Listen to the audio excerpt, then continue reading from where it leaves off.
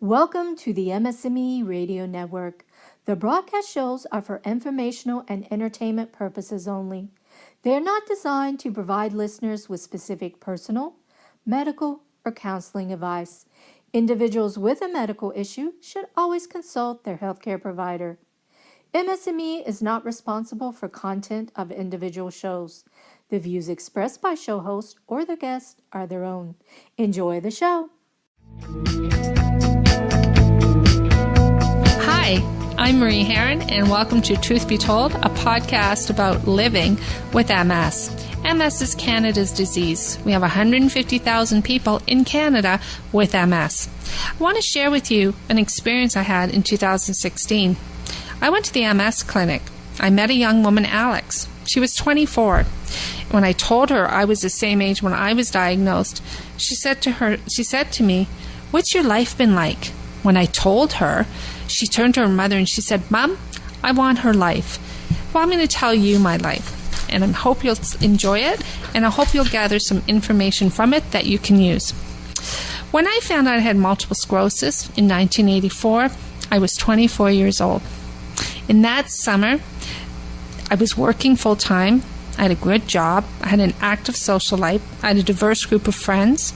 And for those of you who don't know, downtown Toronto at that time was so exciting. Queen Street West was the hippest place to be. We all went to Peter Pan's for brunch on Sundays. We snuck into the odd speakeasy on Friday nights. Everywhere you went, Michael Jackson was playing. If it wasn't Thriller, it was Beat It. If it wasn't Beat It, it was Billie Jean.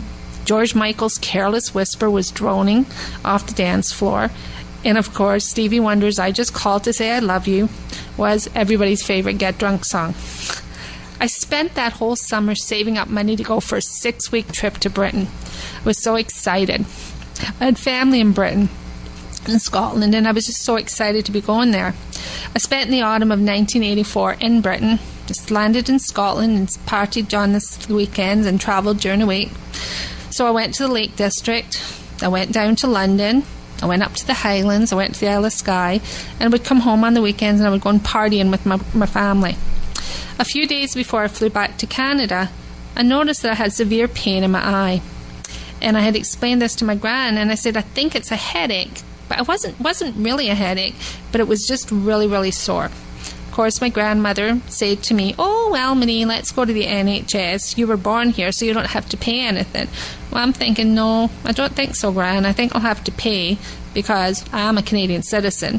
So back to Canada I went, and of course I booked an appointment with the doctor at my own family clinic. He examined my eye and said, "You've probably picked up a virus from your travels in Scotland, probably from those old castles you were visiting." This made no sense to me. I mean, the only place I was visiting were old clubs. Some of the pubs had been turned into chapels, or chapels had been turned into clubs, but there was no castles. And seriously, there was no way I was going to be dancing in a castle to Careless Whisper or Wake Me Up Before You Go. I was drinking far too much, that's true. I was enjoying as many good times as I could before the end of my holiday. The pain eventually went away and my eyesight returned. Then, fast forward to March 1985. I woke up one morning and I had completely lost the use of my right hand. And this is drastic in 1980 because everybody wore makeup. I couldn't put my eyeshadow on. I couldn't make my big hair any bigger. And so I went back to the nice doctor. This time he told me I had pinched my nerve. So I walked around with no right hand and went to work, and I ended up having to take a couple of days off work. On the Thursday night, I went out with my friends to Mr. Green Jeans, which is on Richmond Street. And those of you that are young enough probably don't remember Mr. Green Jeans. But my friend Michael noticed my arm, and when I told him what the doctor said, he said, "That's not a pinched nerve." And then Michael's not a doctor, but he seemed genuinely concerned that I was listening to the same doctor who told me I'd picked up a virus in an old castle that I had never visited. So I said, okay, then I get scared. And so we all went. Again, we're in downtown Toronto. So we all went over to St. Michael's Hospital. Now, can you imagine what it must have looked like for the nurses on the emergency ward that night? We all came in, a group of young people, booze on our breaths, and me, scared and belligerent and a wee bit drunk, I was demanding to see someone. There was something wrong, I was saying, and with the booze on my breath and my outrageous demands, I was lucky I didn't end up in the psych ward. Now, believing in God's world, there are no coincidences. There just happened to be an intern on the neurology ward that night. He asked if he could see me. I hear neurology, and I was crazy scared. He was very kind and started asking me questions. Have you ever had problems with your eyesight? Well, of course I had. I was in an old castle. How long has your arm been like this? Well, I don't know. Last time I put my mascara on was a couple of days ago. Have you felt tingling at the bottoms of your feet? Well, yeah, I had. Have you noticed any changes in your balance? Well, I was never the most delicate person, but yeah, by this time I don't think I could have passed a line test or line dancing. Yes, and yes. Okay, said Felix, the cute young doctor, who, by the way, didn't like me calling him Felix. I think he really wanted to be called Doctor whatever he was. We would like to admit you. What? Why? In addition, and most importantly, are you going to have to shave my head? Now remember, I was 24. These things were important to me. No, said Dr. Felix, but we have to run some tests. That Thursday night, I spent the night in St. Michael's. I was in a bed beside a poor woman who could not control herself. When I distastefully asked the nurse, what's wrong with her? She said she had MS and probably used to be able-bodied like you. Nothing about this conversation registered. I had no idea why I was in or what was wrong with me. However, believe me, that comment stayed with me for more than 20 years. On Friday morning, the neurology team came in and told me about a battery of tests they would have to be taking. CAT scans, needles being stuck in my head, blood work, eye exams, balance tests. That was fun. Being pricked with pins. Can I feel this? Can you feel that? Oh, in addition, all the questions I had to answer. Had I had measles? What were the medical histories of my family members? The test went on all weekend. Between concerned family members and friends, I was poked, I was stretched, I had to walk a straight line, read charts with one eye covered, and all the while hoping that this was all just a huge mistake. Being the people pleaser that I am, though, I flew through those tests. I was trying to prove something to them. I think I was trying to prove to them that there couldn't possibly be anything wrong with me. I was touching my nose. I was touching my nose to my finger. I was following fingers with my eyes. I was jumping up and down on one foot. I was doing all kinds of eye tests. I was like standing on my tiptoes. I was jumping on one foot and then I was jumping on the other. And I flew through those motor skill tests like it was my job. There couldn't possibly be anything wrong with me. Imagine my shock and surprise on the Monday when the neurology team, headed by very nice Dr. Gray, came to me with the results of all those tests. Marie, all of your tests have confirmed that you have multiple sclerosis. What? Oh no. Is that what Jerry Lewis raises all that money for? No, Marie, that's muscular dystrophy. Then what is MS? An autoimmune disease where the body attacks the myelin. By this time, I'd stopped listening. Everything was just too much. Where was my mom? Where was my dad? We were a close family, and you don't drop this on someone without his or her parents being there. I mean, in movies, they don't do that. I mean, there's always a family around. They don't just come in and say, you're going to die, which at that time I thought it was. Besides, I'm Scottish, and this is bang out of order. When you're a Scottish person, everything's a family event. When I finally found my voice, I asked the most important questions for me. Am I going to die? We don't know. Okay. Am I going to be in a wheelchair? We don't know. Can I have children? We don't know. I was stunned. The ringing in my ears could barely disguise the pain in my throat. From wanting to bawl and cry, I felt like I was 3 years old. I just wanted my parents. They would tell me what to do. They were Scottish. You know what Scottish people are like. They had lived through the war. They had had tough battles. They were immigrants, and they had brought me to a better country for a better life. This was not what they signed up for. It took 2 hours before I finally saw my parents. Garda didn't work any better then.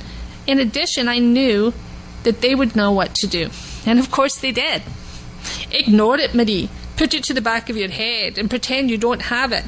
You'll beat this thing. Now, to be fair, that is a totally Scottish thing to say. You know, they say things like, no, Marie, we're never poor, we just didn't have any money. Or, no, Marie, we just didn't, what's good for you won't go by you. And if you lose a boyfriend, they'll say men are like buses. There's another one along in 20 minutes. Stiff upper lip and all that. In quiet solitude, I think my mother was really scared because she did attend MS support meetings. She was heartbroken seeing people in wheelchairs, and she, like me, was looking for something, anything that would give us some hope.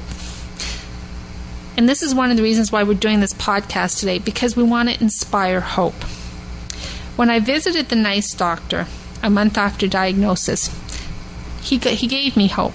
Well, actually, he threw me a bone. And this was what my hope was. Marie, sometimes people die in a car accident, and it's not until we do the autopsy that we find out they have MS. Sometimes they're 45. 45? I was thinking, Jesus, that's ancient. Now I had something I could build my life on. I was only 24, and 45 seemed ancient. I was fine. I could live my life, and if I could be living my life until I was 45 without a wheelchair, hey, not a bad deal. Days turned into weeks. Weeks turned into months. Months turned into years. And I did go on with my life. I didn't go on with my life without some challenges with MS, but I had my child when I was 26. And believe me, I never felt better. I had a great time, and I loved being pregnant. I never did go back to work full-time because I was afraid that I would be fired if my employer knew I had MS. I did work temporary assignments for a couple of years. I tried starting my first business, which was a company called The Art of Reception, because I was good at reception work, so I thought I could train people how to be good receptionists.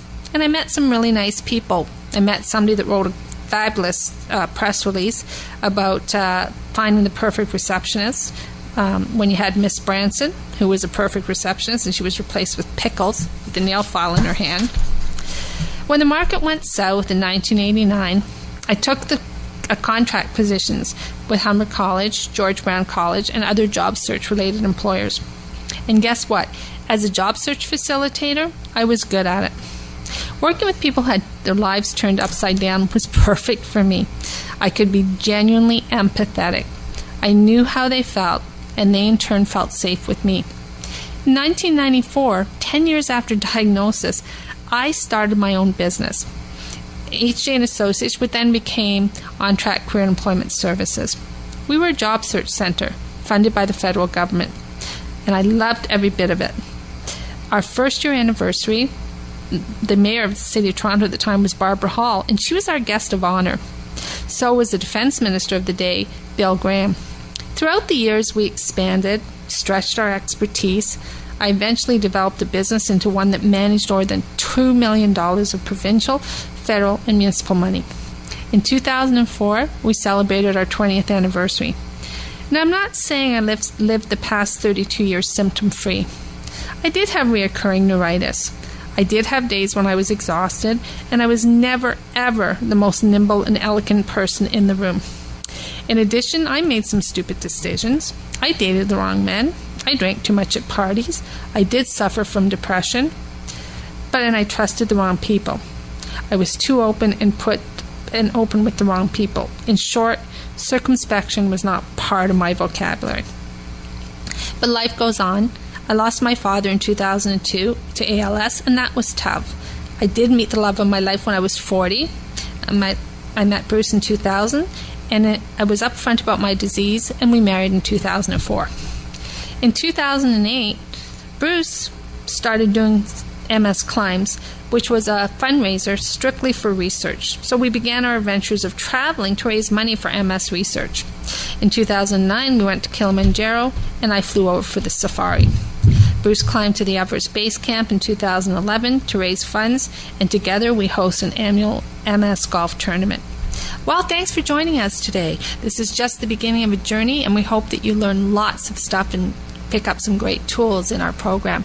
Coming up, we're going to have some great guests over the next couple of weeks to talk about employment, to talk about stress, to talk about relationships, health, nutrition, fitness, because you know what? These are tools that we want you to take and use them to control this disease. Remember, it's your MS. You control it. It doesn't control you.